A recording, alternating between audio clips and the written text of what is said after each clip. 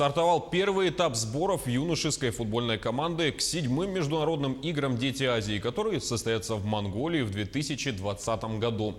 Организаторы провели чемпионат республики, по результатам которого произведен отбор среди команд, представленных из разных районов Якутии.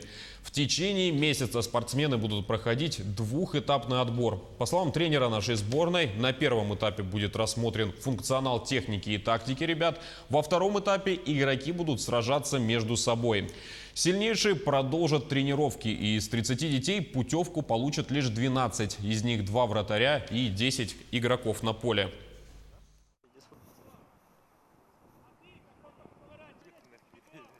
Пока идет отбор, 30 человек, ну вот уже есть там и травмы есть, ребята уже некоторые там пропускают тренировки, проходят лечение.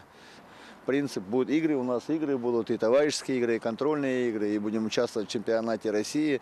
Там посмотрим, кто будет лучше из ребят, кто будет расти, кто поймет, как играть в этот футбол, потому что с этого года сделали мини-футбол, был большой футбол, сделали мини-футбол. И ребятам очень тяжело некоторым перестраиваться, потому что практически все ребята прошли школу большого футбола. Сборы продлятся до сентября. Проживание и питание во время подготовки предоставляется за счет организаторов.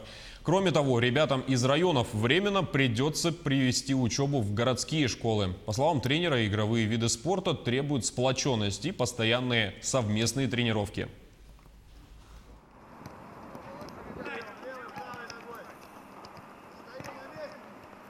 В 2016 году были тоже Дети Азии у нас же в Якутске, а было это среди дворовых, точнее, соревнований.